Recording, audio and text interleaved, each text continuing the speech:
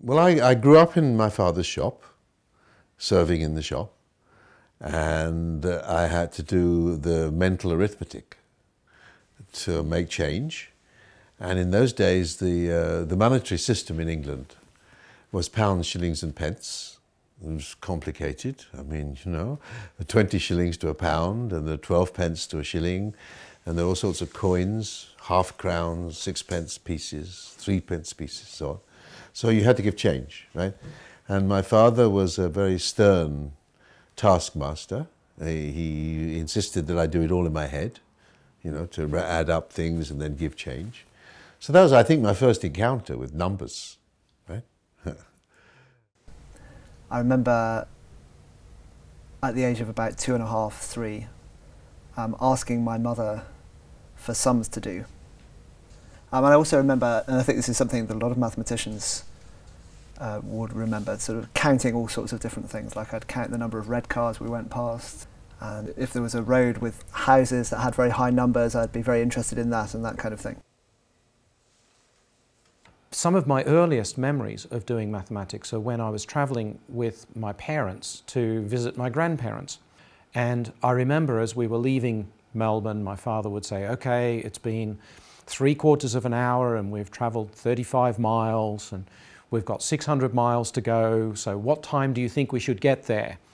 And I would always come out with an answer and he would come out with an answer, and it always turned out that he was right and I was never right, and it only occurred to me much later that he actually controlled the speed of the car, so if I was going to be right then he would just speed up or slow down and make sure that he was right. But I remember the pleasure of working things out. When I was young, actually, what I really liked was philosophy. And then on that time I see mathematics just a kind of a game without real ideas behind. And later on I understood that mathematics is actually a part of philosophy, a very specialized part of philosophy. I will say that it is the part of philosophy where we can give answers to our questions. Teaching maths, making people comfortable with maths is becoming a critical life skill, and one that I think we need to pay so much attention to.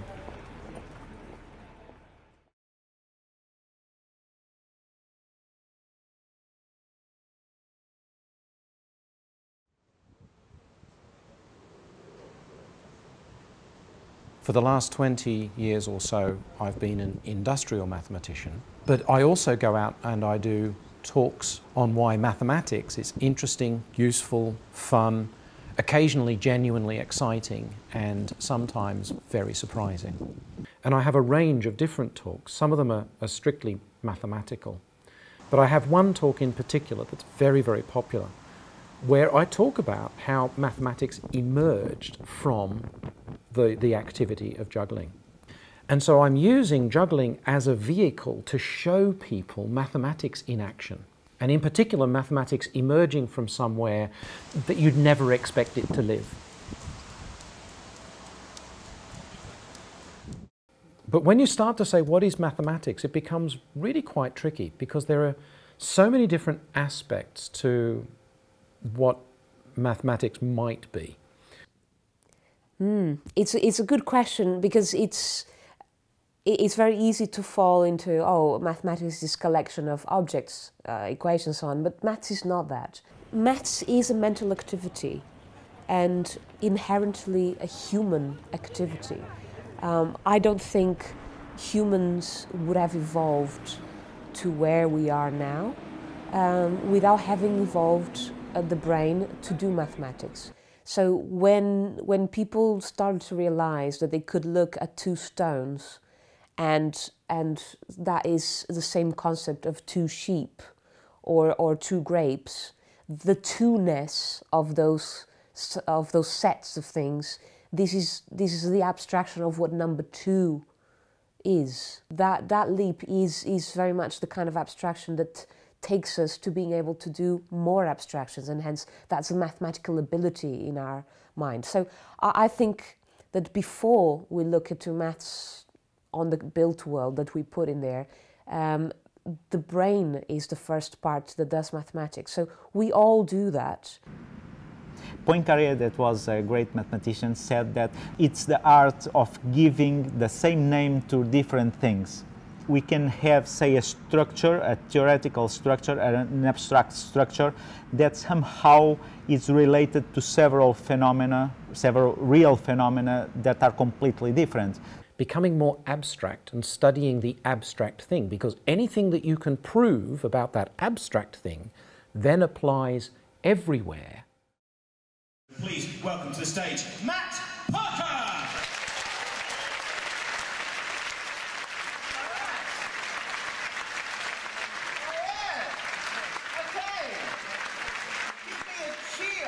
If you're ready to do some number theory! Oh, Hammersmith, you've made my night already. That's so few audiences are up for number theory. The Comedy Store are one of them, I've checked. It's a strange career to end up doing comedy about maths. I was originally a maths teacher, and then I wanted to get into doing talks for adults to try and get more people more excited about mathematics. And so I actually did an evening course in stand-up. And halfway through the course I thought, you know what, I'm absolutely loving this, and so I thought I'd try it as a career. People enjoyed it for a start, and then people started to show up expecting me to do maths. And I was like, oh, this is great, and I've been doing it ever since.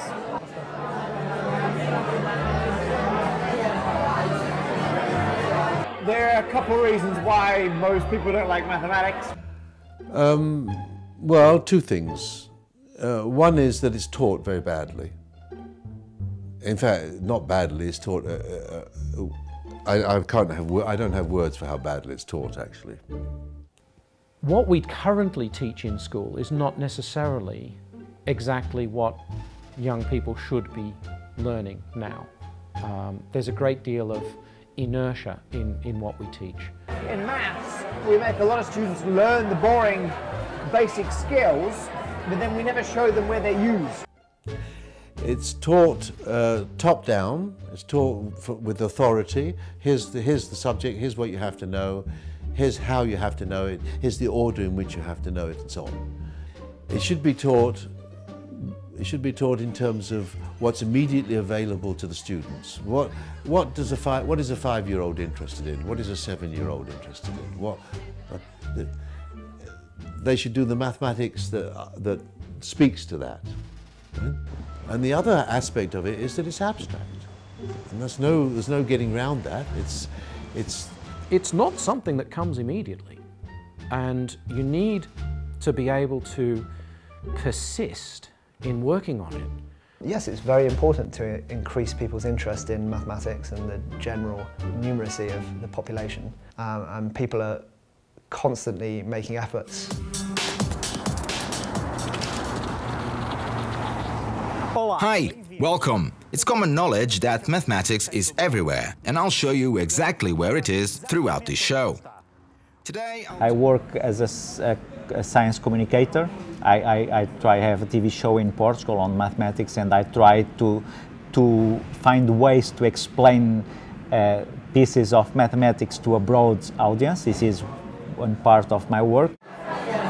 So mathematics is very free and easy, so there's no plan, and then people bring puzzles or a game they might have come across, or they go, oh, there's an interesting bit of maths I saw the other day. What do you think of this? And then people just share ideas and concepts. So now it's in over, last count, 32 cities around the world have a maths jam gathering once a month, which is fantastic. Maths busking is a project I started in 2010 to get people to do maths in the street as a means of entertainment.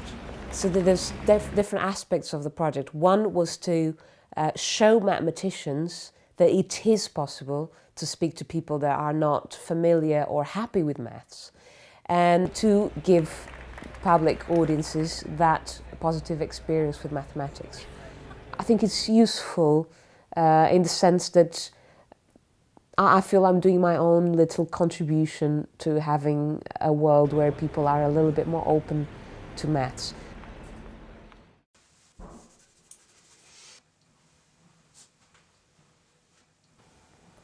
A lot of people wonder about using mathematics and whether it's useful, and they say from school, when am I ever going to solve a quadratic equation in the real world? When am I ever going to use this in the real world? The way that pure mathematics works is, for the most part, it's not immediately motivated by real-world applications. We work on problems that interest us and seem natural. And the happy coincidence is that very often throughout history, pure mathematical advances have been totally fundamental. An example I like to give is everything that we rely on in terms of modern technology, your mobile phone or your camera through to how food is distributed. Essentially all of these things ultimately depend on things that use what are called complex numbers, the number I, the square root of -1. And when that was invented 300 years ago, that was just a completely pure mathematical construct. So something completely inside people's heads. And now that concept has been incorporated into things that we use every day.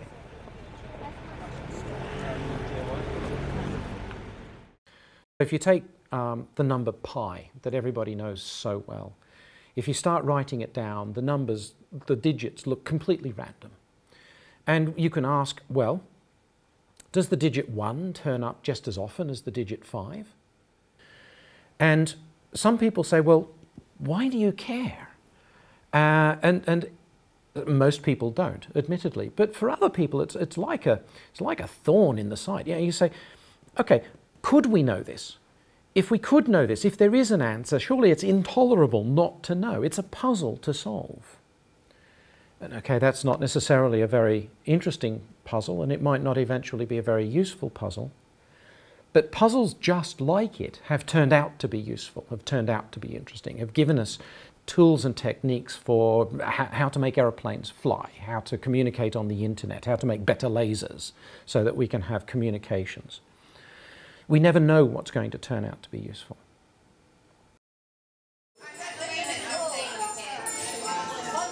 So Maths on Toast is a charity. We're a fairly new charity and we're here to change how people see maths, and we do that by making it family fun. So our main event is called Festival of Triangles, and people come in, it's a drop-in event. Children bring their parents, they make stuff, they colour in, they do stuff, we make a big sculpture together, we play songs, we sing, we have a nice time, and at the same time we remind people that all these activities are maths. We get to make things with sticky tape and straw, and each week we like to go out and do, it's fun, that's it. That's basically it really, fun thing to do on a Saturday. So. And the truth of the matter is I really enjoy it. So. I really enjoyed it. Don't you? You enjoy it too. Even with the face painting. Especially with the face painting. I think most kids come into the world with a fair interest in mathematical things. We learn to count when we're little. Loads of kids are really excited about counting and learning new shapes. And it's about keeping that energy that they have for learning and for keeping that energy of learning that subject alive. But they do just 2 little. It's because she's only 5, so it's kind of it's a nice introduction really. That was the idea. To kind of like shapes. Is that so you can go off and they can call you back when you're turn? I didn't go off on stage. As you do. Some of the things that people have done historically, unbelievably clever, and who knows where it will go, who knows what people will do. In particular, the young people that I talk to today, they will overtake me. And it's just incredible to think about the sorts of things that they might do, and I really look forward to seeing some of those things as they turn up. The good thing is that it enables one to make very subtle distinctions and just think along very straight, very heavily policed lines, logically policed. Telecommunications are underpinned by mathematical thinking that led to being able to build computers, to even think that computation is possible, talking about even games and the internet. So all these things that make our life fun. So these are really applied aspects that we don't notice we're using, but if we were to switch off maths for a day, well, I'll let you have that nightmare. I don't want to have it.